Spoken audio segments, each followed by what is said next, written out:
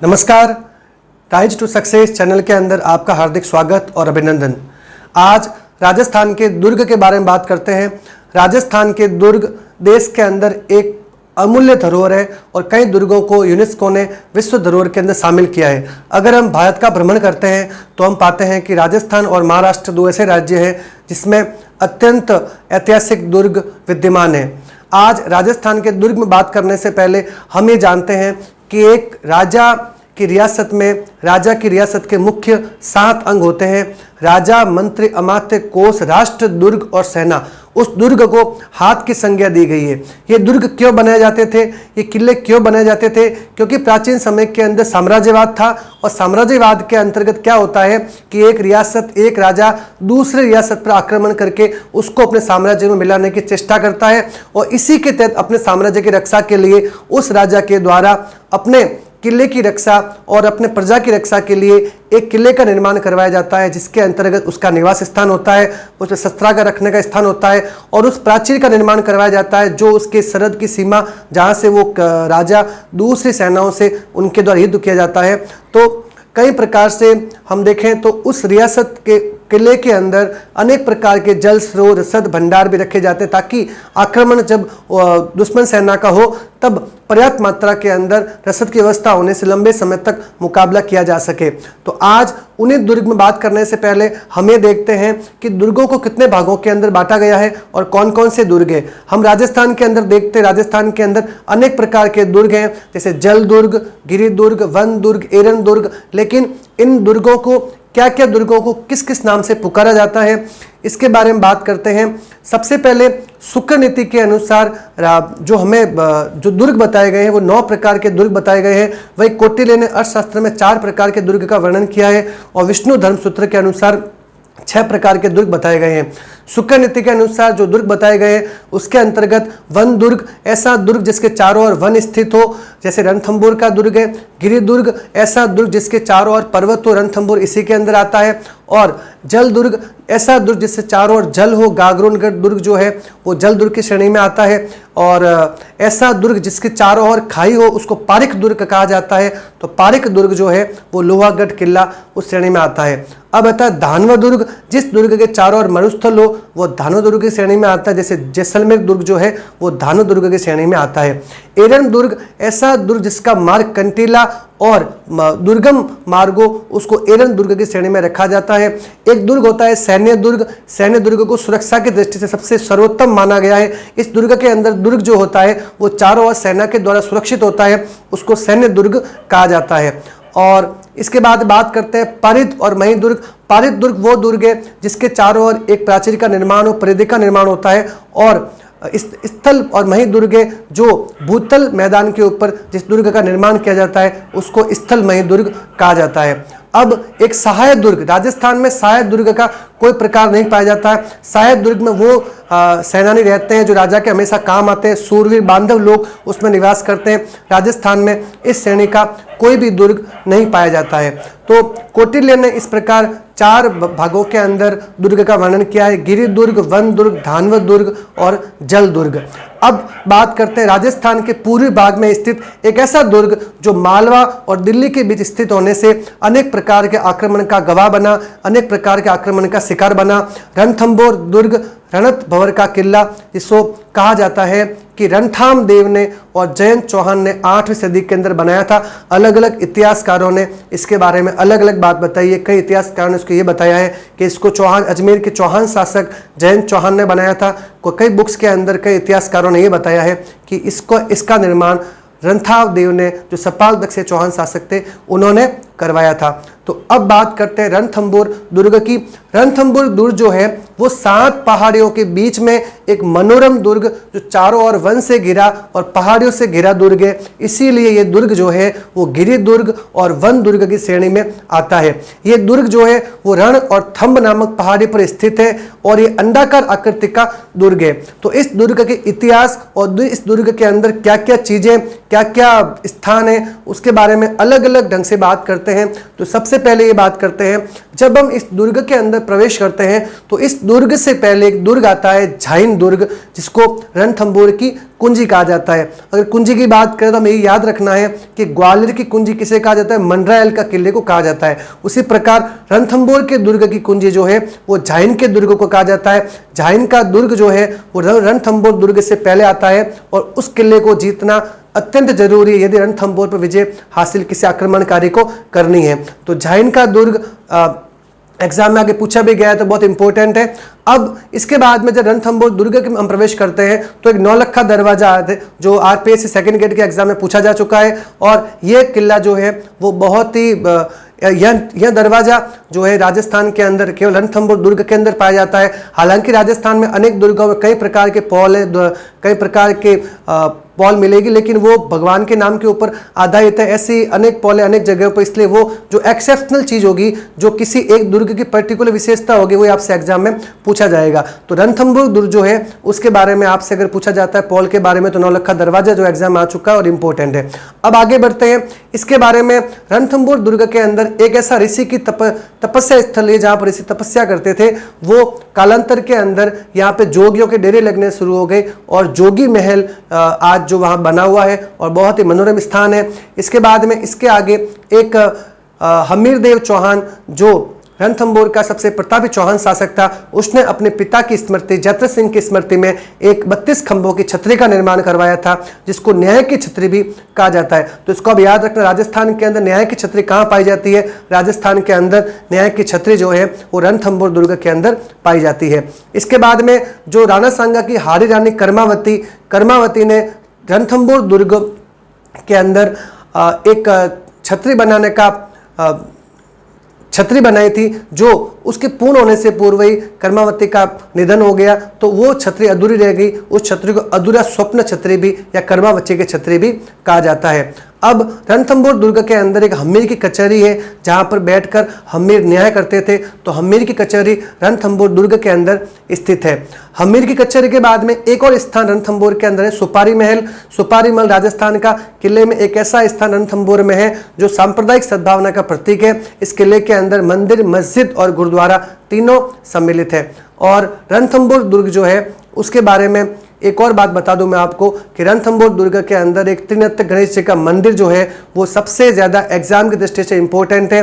इस मंदिर की विशेषता ये है कि इस मंदिर के अंदर गणेश जी के 3 नेत्र है और यहाँ पर गणेश जी के मुख की पूजा होती है। तो गणेश जी के 3 नेत्र है, ये पहला क्वेश्चन यहाँ बनता है। दूसरा, गणेश जी के मुख की पूजा होती है और इसका मेला जो है वो तो आपको जो हमेशा अन्य गजानन जी का मेला लगता है भाद्रपद शुक्ल चतुर्थी गणेश चतुर्थी को यह मेला आयोजित होता है, लेकिन रणथंभौर के गजानन जी को प्रथम गणेश के रूप में जाना जाता है और विवाह का प्रथम कार्ड जो है वो रणत भंवर के गजानन जी को भेजा जाता है। ये ऐसा इसलिए किया जाता है कि जब भगवान श्री कृष्ण का विवाह हुआ था तो उन्होंने विनायक को आमंत्रित नहीं किया, जिसके कारण से गणेश भगवान नाराज हो गए और उन्होंने अपने सवार मूसक को यह आदेश दिया कि भगवान कृष्ण के बारात में आगे जाके बाधा डालो। तो मूसक ने भगवान कृष्ण के रथ के आगे एक खड्डा खोद दिया, जिसके कारण से वो रथ का पहिया वहाँ धंस गया। और जब भगवान को पता चला, कृष्ण भगवान ने विनायक को आमंत्रित किया और इस प्रकार उसी समय से ये माना जाता है कि निमंत्रण कार्ड यहाँ भेजा जाता है और यहाँ पर जो पुजारी है वो उस कार्ड को सुनकर भगवान गणेश को आमंत्रित करता है। अब आगे बढ़ते हैं। इसी दुर्ग के अंदर एक पदमला तालाब है और इस पदमला तालाब के अंदर 11 जुलाई 1301, डेट आप याद रखिएगा, 11 जुलाई 1301 के अंदर देवलदेव जो हमीरदेव की पुत्री थी, और कई बुक्स के अंदर आप याद रखना हमीरदेव की पुत्री का नाम भी पदमला बताया गया है। तो पदमला और देवलदेव अलग अलग नाम है, लेकिन अलग अलग बुक्स में अलग अलग नाम एक ही पुत्री के इसके बताए गए हैं। तो और साथ में उसकी माँ हमीरदेव की पत्नी रंगी देवी ने जौहर किया था। जल जौहर राजस्थान का प्रथम और एकमात्र जल जौहर यही रणथंभौर दुर्ग के अंदर हुआ था और इसी पदमला तालाब के अंदर हुआ था। अब रणथंभौर दुर्ग के अंदर पीर सदरुद्दीन की दरगाह भी स्थित है। रणथंभौर दुर्ग के अंदर एक शिव मंदिर है और इसी शिव मंदिर के अंदर ये माना जाता है कि हमीर ने, जब राणा हमीर को ये पता चला कि उसके वीरांगनाओं के द्वारा और उसकी रानी के द्वारा जौहर किया जा चुका है, जल जौहर किया जा चुका है, तो उसने इसी शिव मंदिर में आके अपनी गर्दन को धड़ से अलग करके भगवान शिव को समर्पित कर दी थी। तो ये शिव मंदिर भी गणेश भगवान के गणेश मंदिर के पास में स्थित है।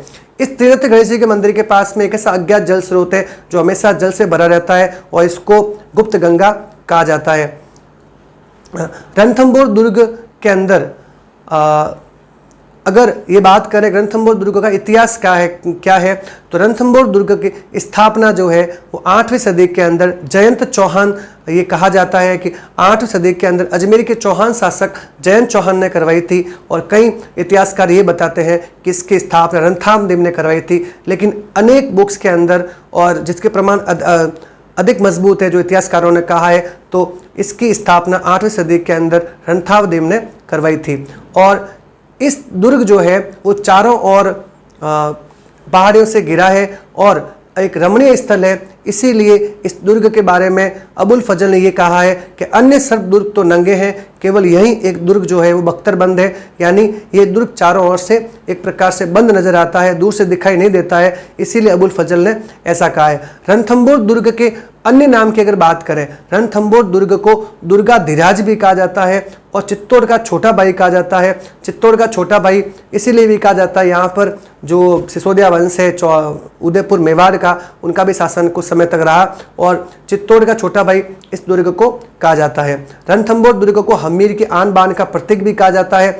रणथंभौर दुर्ग में सबसे पहला आक्रमण जो है वो कहा जाता है कुतुबुद्दीन ऐबक ने किया था। और कुतुबुद्दीन ऐबक ने जब 1192 के अंदर पृथ्वीराज चौहान की मोहम्मद गोरी से हार हो जाती है और पृथ्वीराज चौहान के वीरगति के बाद में पृथ्वीराज के पुत्र गोविंदराज चौहान जो है वो कुतुबुद्दीन ऐबक के सामंत के रूप में यहाँ पर चौहान वंश की स्थापना करते हैं। और गोविंदराज चौहान के कालांतर में देखें तो यहाँ पर हमीरदेव चौहान एक वीर प्रतापी शासक हुआ, जिस हमीरदेव चौहान को अपने हट के लिए जाना जाता है। हमीरदेव चौहान ने एक शरणागत सेनापति की रक्षा के लिए अपने पूरे परिवार, अपने पूरे राज्य को न्यौछावर कर दिया। उस हमीरदेव को हठी शासक भी कहा जाता है। हमीरदेव की अगर हम बात करें, हमीरदेव की जानकारी में किन किन ग्रंथों से मिलती है तो हमीर महाकाव्य जो है वो नयन चंद्र सूरी ने लिखा है और हमीर रासो जो है वो जोधराज ने लिखा है। तो इन दो मुख्य ग्रंथों से हमीर के शासन के बारे में जानकारी मिलती है। अब बात करते हैं आगे रणथंभौर के इतिहास की। रणथंभौर के अंदर जब गोविंदराज चौहान के बाद में कालांतर के अंदर जब हमीरदेव का शासन आया तो खिलजी वंश के शासक जलालुद्दीन फिरोज खिलजी ने रणथंभौर दुर्ग के ऊपर आक्रमण किया और उसने झाइन दुर्ग पर अधिकार कर लिया। झाइन दुर्ग पर अधिकार करने से उसके बाद में अनेक प्रयास के बाद भी जब वो रणथंभौर दुर्ग पर अधिकार नहीं कर पाया तब वो वापस दिल्ली जाने की सोचने लगा। तब उसके एक सेनापति के द्वारा उस सुल्तान को ये कहा गया, अगर सुल्तान आप ये दुर्ग को नहीं जीतते हो तो आपकी ये बहुत बड़ी हार होगी, क्योंकि आप एक सुल्तान हो और आपको इस दुर्ग को बिना जीते नहीं लौटना चाहिए। लेकिन जलालुद्दीन फिरोज खिलजी ने अपनी बात को बड़ा रखते हुए ये कहा कि ऐसे 10 दुर्गों को तो मैं मुसलमान के एक बाल के बराबर भी नहीं समझता हूँ। ऐसा कर वो दिल्ली लौट गया। उसका दामाद अलाउद्दीन खिलजी ने कालांतर के अंदर रणथंभौर दुर्ग के अंदर आक्रमण किया।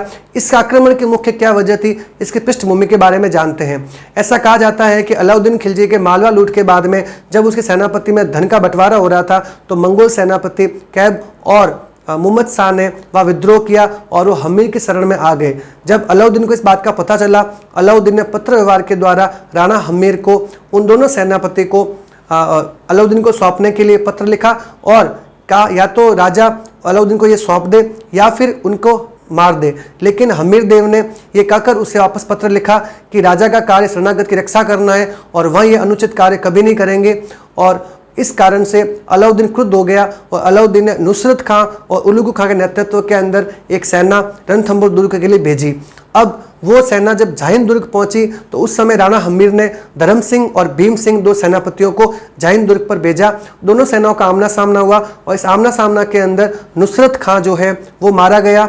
और ढेकुला पद्धति के द्वारा, ढेकुला और अरादा पद्धति के बारे में बता दूं मैं आपको कि जो पत्थरों की वर्षा की जाती है, हाल ही में हमने बाहुबली जो मूवी थी उसमें देखा था, पत्थरों की वर्षा जिस यंत्र के द्वारा की जाती है उसको ढेकुला अरादा कहा जाता है। और मगरबी एक ऐसा यंत्र होता है जिसके द्वारा आग के गोले जो है वो बरसाए जाते हैं। इसके बाद दोनों सेनाओं का आमना सामना होने पर नुसरत खां जो है वो मारा गया और एक तरफ से हमीर की सेना से भीम सिंह मारा गया। तब उलुगु खां ने झाइन दुर्ग के गुरदास कामत की हत्या करके गुरदास की हत्या करके जाहिंद दुर्ग पर अधिकार कर लिया, तब उलुगु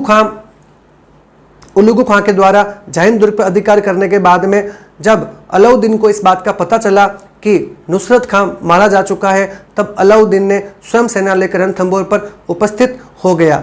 और हमीर देव को जब भी पता चला कि उलुगु खां का जाहिंद दुर्ग पर अधिकार हो चुका है तो उसने धर्म सिंह को अंधा करवा दिया। तो एग्जाम में पूछा जा चुका है चौहान शासक हमीर देव ने अपने किस सेनापति को अंधा करवा दिया था, तो धर्म सिंह को अंधा करवा दिया था। अब अलाउद्दीन खिलजी विशाल सेना के साथ में रणथंभौर पर घेरा डाला और 11 माह तक घेरा डाल के रहा, लेकिन उसको सफलता नहीं मिल पाई। अंत में उसने कुटिल चाल चली, उसने रणमल और रतिपाल 2 सेनापतियों को अपने साथ में मिला दिया और उनको बूंदी परखने का लालच दिया। इसके कारण से रणमल और रतिपाल ने किले का गुप्त रास्ता जो है वो उसको बताया और जानवरों की हड्डियां जो है वो किले के जल स्रोत और रसद के अंदर मिला दी, जिसके कारण से प्रजा में हाहाकार मच गया और भूखमरी फैलने लगी। तो अंत में हमीर ने यह फैसला किया कि भूखे मरने से कहीं अच्छा है कि दुश्मन आक्रमणकारियों से युद्ध करते वीर गति को प्राप्त हुआ जाए। तो अमीर की सेना ने पूरे वीरता के साथ में, शौर्य के साथ में मुस्लिम आक्रमणकारियों पर टूट पड़ी और बड़ा युद्ध हुआ। और इस युद्ध के अंततोगत्वा राजपूत सेना के आगे मुस्लिम जो आक्रमणकारी थे उनकी विशाल सेना होने के बावजूद भी वो भाग खड़े हुए और अंत में हमीर की सेना उनके जो ध्वज थे उनको आक्रमणकारियों को पराजित करके उनके ध्वज लेकर लौट रही थी। तब दूर से जो दुर्ग की वीरांगनाएं हैं, जब उन्होंने हमीर की सेना के हाथ में दुश्मन आक्रमणकारियों के ध्वज देखे तो उन्हें ऐसा लगा कि शायद हमीर की सेना पराजित हो गई है और उनके इस गलतफहमी की वजह से उन्होंने अपने आन बान सतीत्व की रक्षा के लिए उन्होंने जल जौहर कर लिया। और जब हमीर की सेना दुर्ग पहुंची और ये जल जौहर हो चुका था, तब हमीर ने इस बात का पता चला तो हमीर को अपनी इस बड़ी भूल का एहसास हुआ और राणा हमीर ने शिव मंदिर के आगे अपने मस्तक को काटकर भगवान शिव को समर्पित कर।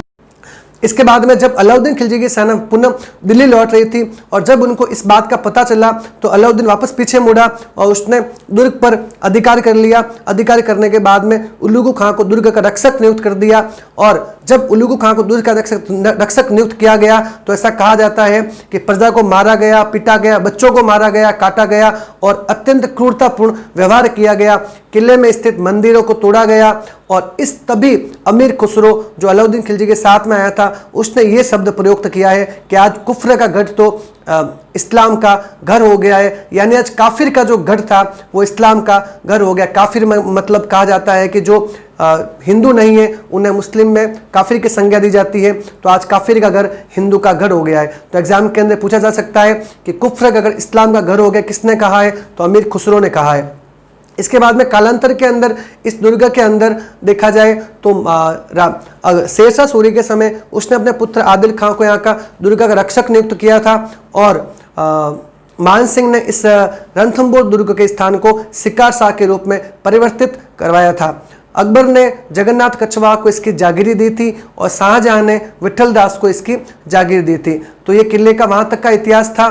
अब इस किले के बारे में और बात करते हैं कि इस किले में राणा हमीर ने अपने शरणागत सेनापति की रक्षा के लिए सब कुछ न्यौछावर कर दिया। एक ऐसा राजा जिसने अपने पूरी राज्य, प्रजा, अपने वंश को न्यौछावर कर दिया एक शरणागत की रक्षा के लिए, एक हठी शासक। लेकिन उस हठी शासक के बारे में दशरथ शर्मा इतिहासकार ये कहते हैं कि हमीर के द्वारा किए गए अनेक कार्य उसकी हट जो है उसको कम कर देते हैं। और हमीर के बारे में ये कहा जाता है कि सिंह सुवन सतपुरुष वचन कदली फले एक बार, तिरिया तेल हमीर हट चढ़े न दूजी बार। यानी सिंहनी एक बार बच्चा देती है, सतपुरुष एक बार जो वचन कहते हैं उसको सिद्ध करके दिखाते हैं, कदली में केवल एक बार केला खिलता है और स्त्री को एक बार तेल चढ़ता है। उसी प्रकार जब राणा हमीर ये फैसला कर लेते हैं, एक बार जो फैसला कर लेते हैं उस पर अटल रहते हैं, उसको कभी बदलते नहीं है। तो राणा हमीर के बारे में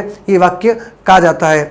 इस दुर्ग को यूनेस्को ने विश्व धरोहर के अंदर भी शामिल किया है। राजस्थान को कुछ 6 दुर्ग जो हैं उनको 2013 के अंदर विश्व धरोहर के अंदर शामिल किया गया। उनमें से एक दुर्ग जो है वो रणथंभौर का दुर्ग है। रणथंभौर दुर्ग के बारे में एक बार पुनः जल्दी में रिवीजन कर लेते हैं कि रणथंभौर दुर्ग रणथंभौर का किला, रणस्थंभपुर इसका पुराना नाम है। इसका स्थापना रणथामदेव ने करवाई थी और रणथंभौर दुर्ग अंडाकार आकृति का 7 पहाड़ियों से घिरा गिरी और वन दुर्ग की श्रेणी में आता है। इस दुर्ग का पहले एक जैन दुर्ग है जिसको इसकी कुंजी कहा जाता है। दुर्ग का प्रथम दरवाजा, मुख्य दरवाजा नौलखा दरवाजा है। इस दुर्ग के अंदर जोगी महल, सुपारी महल, न्याय की छतरी, कर्मावती की छतरी जो है, अधूरा स्वप्न की छतरी भी है, पदमला तालाब है। इस दुर्ग के अंदर राजस्थान का एकमात्र प्रथम जल जौहर 11 जुलाई 1301 को हुआ था और वो रंगी देवी और हमीर की पुत्री देवल देव ने 12,000 वीरांगनाओं सहित यहाँ पर जल जौहर किया था। इस दुर्ग के ऊपर पहला आक्रमण कुतुबुद्दीन ने किया। जलालुद्दीन फिरोज खिलजी ने 2 बार आक्रमण किया और अलाउद्दीन खिलजी ने इस दुर्ग के ऊपर जो आक्रमण किया तो परास्त हुआ। लेकिन हमीर की एक भूल, जो दुश्मन सेना के ध्वज लेकर लौटी, जिसके कारण से वीरांगनाओं जल जौहर कर लिया। उनको ये लगा कि शायद हमीर की हार हो गई है, तो इस दुर्ग के शिव मंदिर में हमीर ने अपने सर को काट के भगवान शिव को समर्पित कर दिया। इस दुर्ग के अंदर त्रिनेत्र गणेश जी का मंदिर भी स्थित है। इसके पश्चात इस दुर्ग के ऊपर शेरशाह ने आदिल खान को दुर्ग का रक्षक नियुक्त किया। अकबर ने जगन्नाथ कछवा को इसकी जागीर दी। मान सिंह ने यहाँ पर शिकार शाह को परिवर्तित करवाया और शाहजहां ने यहाँ पर विठल दास को जागीरी प्रदान की। इस दुर्ग को दुर्गाधिराज, चित्तौड़ का छोटा भाई भी कहा जाता है और हमीर की आन बान का प्रतीक भी कहा जाता है। इस दुर्ग के बारे में 2 वाक्य हैं कि सिंह सुवन सतपुरुष वचन कदली फले एक बार, तिरिया तिल हमीर हट चढ़े न दूजी बार। हमीर के बारे में कहा जाता है और अमीर खुसरो ने इस दुर्ग के बारे में कहा था कि आज कुफ्र का गढ़ जो है वो तो इस्लाम का घर हो गया है। इस दुर्ग के अंदर एक और बात बताना भूल गया आपको कि चौरा बोरा जो एक है जो अनाज रखने का स्थान है उस दुर्ग में स्थित है। तो रणथंभौर दुर्ग के बारे में आज इतना ही। अगले वीडियो के अंदर राजस्थान के एक और किले की बात करेंगे, सिरमौर राजस्थान का चित्तौड़ दुर्ग, जिसे राजस्थान का शौर्य कहा जाता है, गौरव का प्रतीक, उसके बारे में बात करेंगे। तब तक के लिए धन्यवाद।